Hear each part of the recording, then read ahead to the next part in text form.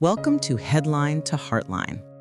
In 2022, Bruce Willis and his family told the world something no one ever expected to hear, that he was stepping away from acting because his brain was failing him.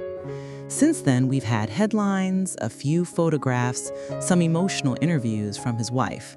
But one question keeps sitting quietly behind all of it. What does Bruce Willis's life actually look like now, after that public diagnosis of dementia?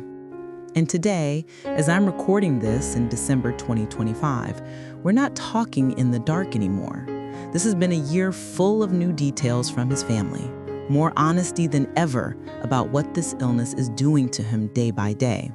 So this video is not about speculation or rumors. It's about what we know now, at the end of 2025, from the people who are actually living this with him. Before we talk about where he is today, we need to go back to how this all started, because it didn't begin with the word dementia.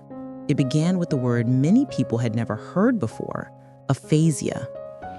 When his family first spoke out, they said Bruce had been diagnosed with aphasia, and that this condition made it impossible for him to continue working. Aphasia sounds technical, but what it really means is this: the parts of the brain that control language have been damaged. For some people, that means struggling to find the right word, even for something as simple as glass or door. For others, it means understanding what people say becomes harder. Reading a text message, writing an email, following a conversation at dinner, all the things most of us do on autopilot suddenly become heavy work or simply out of reach. Now imagine trying to make a movie with that going on inside your head. You have lines to memorize, cues to hit, directors giving instructions, other actors improvising around you. Aphasia doesn't care if you're a global star or a complete unknown. It just takes away the easy flow of language. In that sense, his retirement in 2022 wasn't a choice. It was a surrender his brain forced him to make. A little later, his family finally shared the full name of the illness behind all of this: frontotemporal dementia, a form of dementia that slowly changes the way a person speaks, behaves, and connects with the world. Unlike the picture many of us have from Alzheimer's, where memory is the first thing to go, this kind of dementia often shows up first in language and personality. It doesn't reverse. There is no cure. Families learned very quickly that the goal is no longer getting back to normal, but protecting dignity, safety, and moments of connection for as long as they can. So in this video, in December 2025, we're going to stay with that reality. We're going to talk about what his wife and family have actually said this year about his health after those public diagnoses, the decisions they've made about his care, and what that means for the man so many of us still see as John McClane in A Dirty Vest or the quiet doctor in The Sixth Sense. And underneath all of that, I want to stay close to something that matters even more than the medical terms: what it feels like to watch someone you admire slowly disappear into an illness that scares you. The person who has been carrying most of the story in public is his wife, Emma Heming Willis. She married Bruce in 2009. They have 2 young daughters together. For years, she was mostly in the background: catwalks, a bit of modeling, the occasional red carpet. But since his diagnosis, she has stepped into a role that is part spokesperson, part advocate, part shield. When we hear about Bruce now, we mostly hear it from her, not because she wants attention, but because the man who once anchored entire films with a look and a one-liner can no longer reliably anchor his own sentences. In 2025 has been the year where she opened that door wider than ever. She sat down for long conversations, including on Oprah's podcast, and she has written a book about caregiving called The Unexpected Journey, trying to put into words what it means when your life slowly rearranges itself around someone else's illness.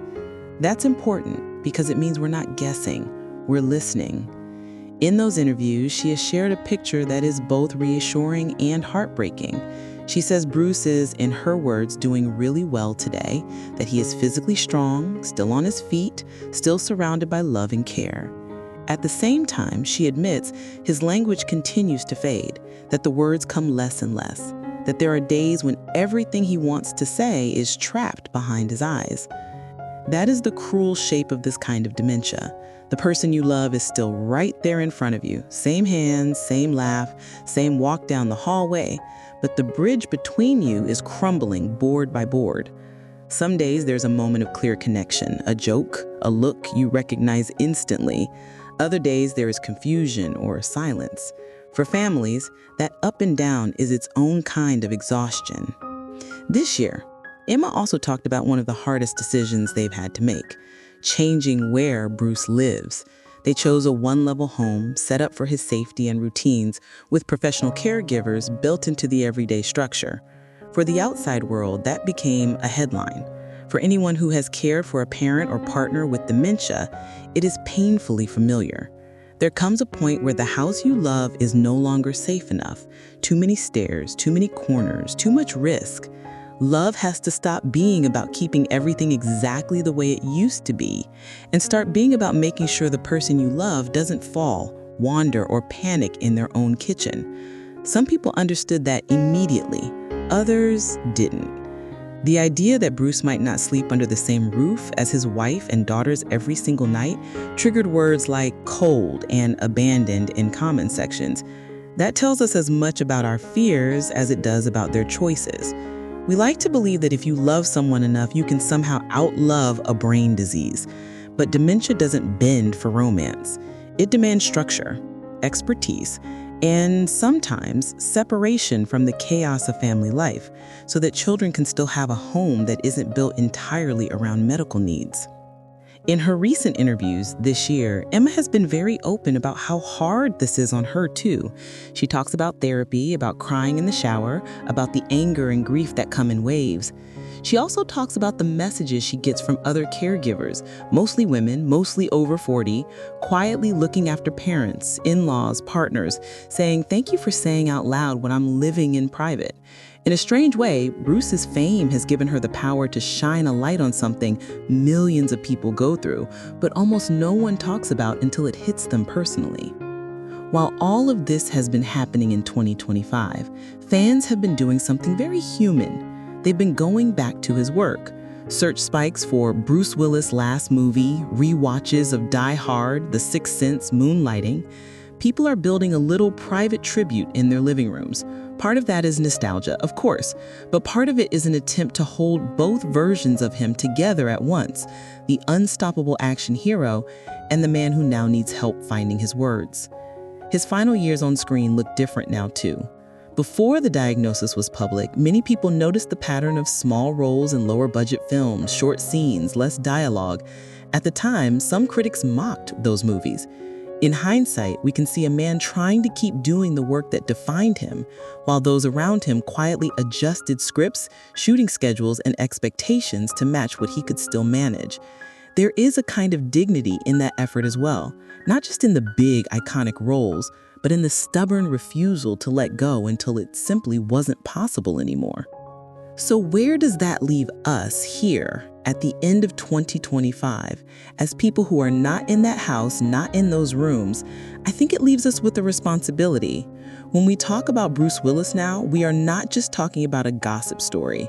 We are talking about a family living with dementia, a wife who has turned herself into an advocate because she refuses to let the illness be the only story, and a man whose work is knitted into the memories of millions of strangers who will never meet him.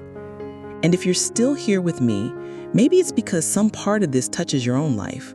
A grandparent who repeated the same question 3 times at Christmas, a parent who slowly stopped recognizing faces, a friend who used to be the loudest voice in the room and now sits quietly at the edge of conversations.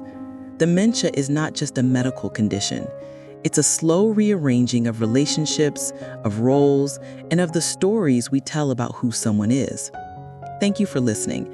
If these slower, more reflective journeys help you make sense of what's happening behind the headlines, please like and subscribe so we can keep having them together. Bruce Willis is still alive. His illness is real. His family is adapting, and as we close out 2025, maybe our job, watching from the outside, is to remember that a diagnosis doesn't erase a life. It just asks us to look more carefully at the love and effort that continue long after the cameras stop rolling.